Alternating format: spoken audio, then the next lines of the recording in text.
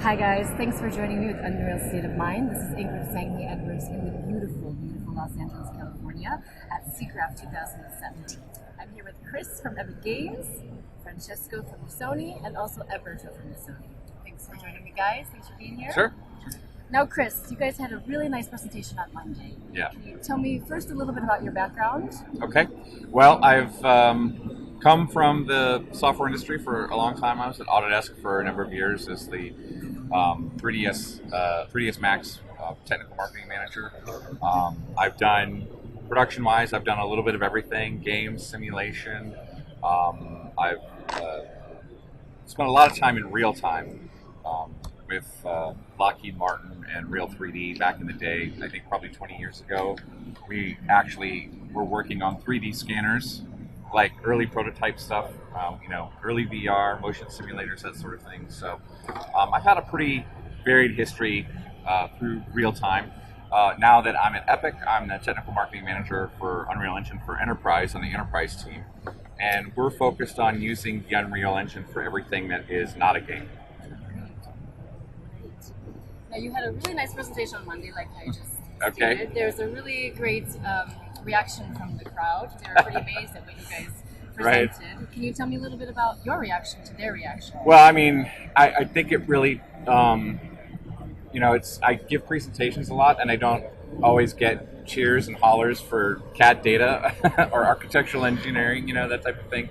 So it was, felt good to hear that. It also kind of validated what we've been thinking at Epic, that, a lot of people are using the engine for things that have nothing to do with games. And I think that the fact that we're paying attention to those customers and giving those customers tools to make it easier for them to use the game engine, I think it probably made them feel pretty good. And that's, that's important to us. We want our customers, we give the engine away, but we want to make sure that people have the tools that they need to adopt the engine quickly. There are people that have spent, 20, 30 years learning their craft and, profession. You guys have spent all this time, honing your craft in your software of choice, and then all of a sudden a new technology comes along.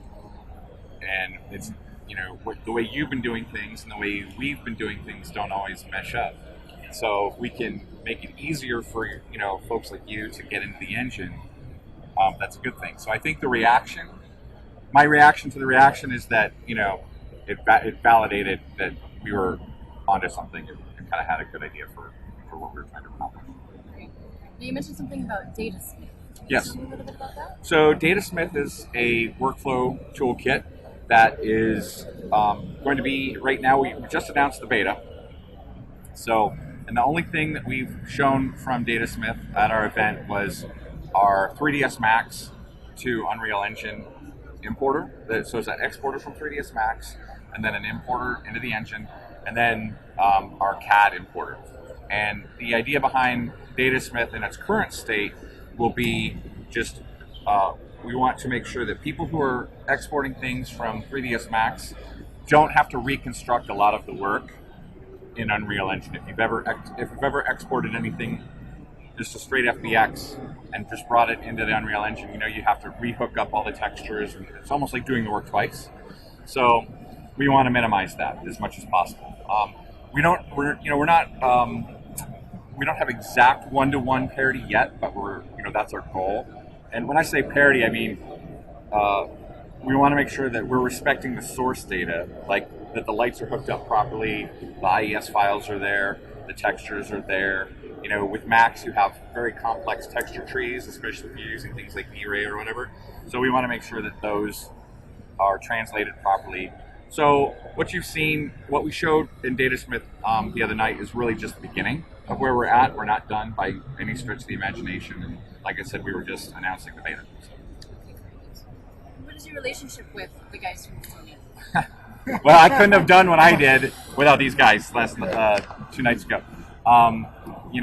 They are amazing designers from Milan, and you gave us some great stuff to work with. And You gave us great stuff to work with too. Well, we're It's a mutual exchange. well, thank you, and a lot of the content, at least the design visualization content that I showed in my presentation, was designed by these guys, and it was great. It's my job is easy if I have amazing things to show, and I can't take any credit for.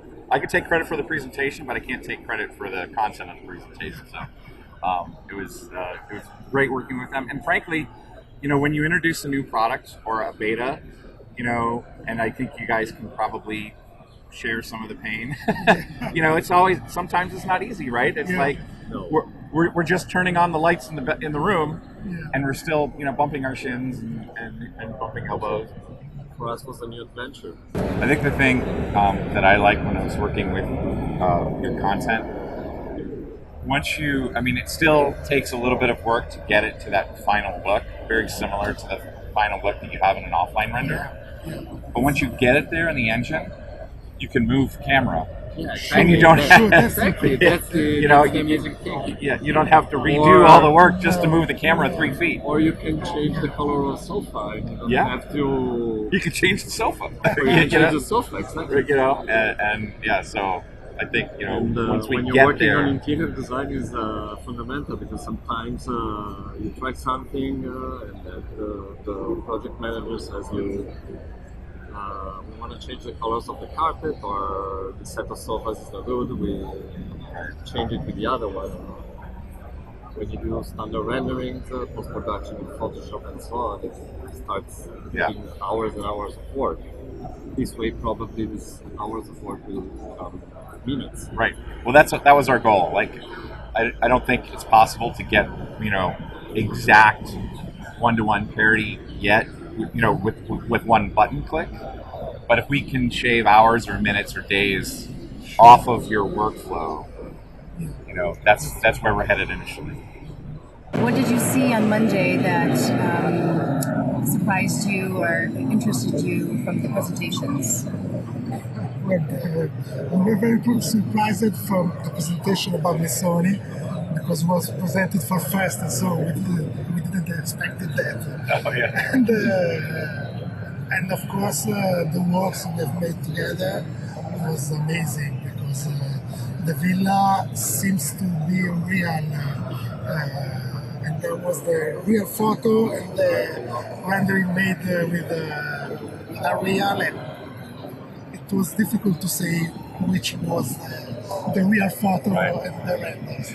When you guys were in the audience looking at that, did you sense any of the reaction of the people in the audience? Could they tell? It was whoa.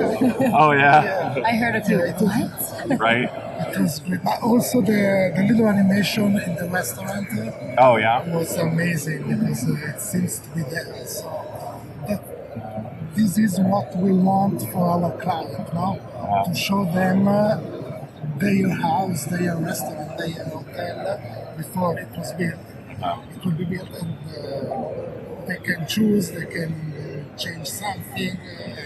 It's amazing. Right. I come from 15 years of 3D Massi. In the last 6 months, I began to use Unreal.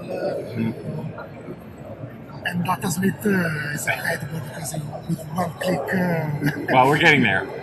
Couple clicks, but yeah. Couple of clicks, yes. But not 100. But then You're saving people's eyes. Yes. You will not have any rendering time. You can make animation. You can make everything with it. In 3D Max, you can gain the same results, but in more time. We did in the past some animations in Max with V-Ray, and without using external farms, it took us using the whole office computers all night for a couple of weeks to render 5 seconds of animation. So I know. It's going to change a lot. This way it would be more easy to do and cost effective. Did you the guys later in the presentation, the Safari guys? Did you hear what he said? Because they used to have all of this offline rendering, and now he's rendering on one machine. Exactly. And that's exactly why we're moving to Unreal too. Yeah. Because it will allow us to do this kind of, for us, much more basic animation than the stuff of the Safari guys or the the other game video. Oh, right, Fortnite. Yeah, also the presentation for what was Chevrolet. Oh yeah, the Chevrolet, the Camaro. But even if our kind of stuff is much smaller, anyway, calculation time and the number of machines you need to dedicate to rendering, it's very important because we have many different projects going on all together, from architecture to industrial interior design. Really, that's awesome. So we could make many more stuff together. Right. Or anyway, have a much better presentation. Sure. Just for the viewers back home, can you give a little history of Lissoni? Oh, well, the studio was founded by my parents in the 80s. 1986, to be sure. Was born in the table of a kitchen. So I saw it grow up as a kid, and I grew up into it. So I learned from like a sponge, osmosis. And I saw it change completely, because it started by just pencil rapidograph, and then I saw the first Macintoshes, the first PCs, first releases of AutoCAD and 3D Studio Max, up to today that we work with Revit, AutoCAD, Rhino, Max, Keyshot, now Real. So changed completely the work in these 20 years, 30 years. It changed totally. But in the end, I mean, it changed the ways you do stuff, but all these machines, all these technologies, needs anyway good ideas behind. So it's, as long as this kind of technology help us, without, as you were saying, without making it more complicated to produce materials. So that's why that is so good. Right. Because it allows us to, by using a technology we already know, to translate it into a real engine and then just make minor tweaking of the scenes. Yeah. Instead of have to learn a whole new software, change completely our modeling pipeline. So that's... What's been the reaction inside Lissoni? It's still warm because it's still considered an experimental stuff. Yeah. But now with this, after this presentation we did with you, probably everybody will understand the real potential about it. Right. I have posted last night on the Sony blog, we have a blog inside the studio, the video of your presentation oh, really? of the villas. And after that, everybody says, wow, but the trees are moving, but the villa is real. Yeah. It was amazing. It was strange for everyone in Sweden. Exactly. Exactly. Taking it to a whole new level. Yeah. I remember last year we began to make some 360 images, no? With the Samsung gear. Yes. We made some rendering with the remarks in 360. Yeah, you can render. Yeah, because you can render out panoramas from 3D. And we have shown the first renderings of townhouse in New York to the clients, and he went crazy. He couldn't believe. I'll catch up with you in a minute. I'm in the middle of an interview. Oh, sorry. No problem.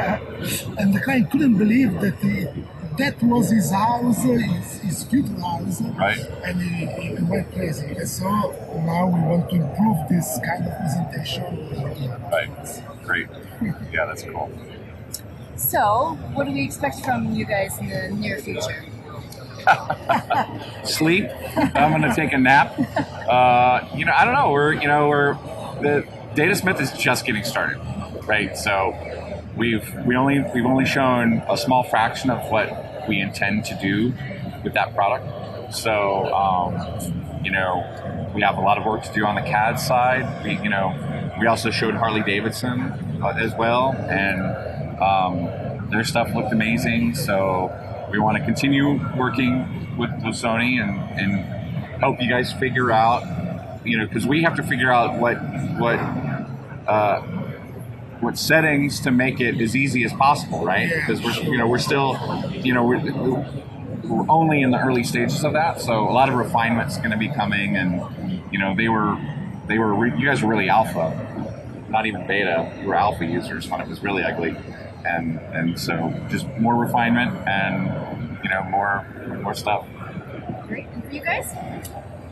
Well, the next step is to present to our client a video made with the Or the interviews. oh, wow, those two ways like that. But I think we are on the good way to reach this goal. All right, great. Well, thank you guys.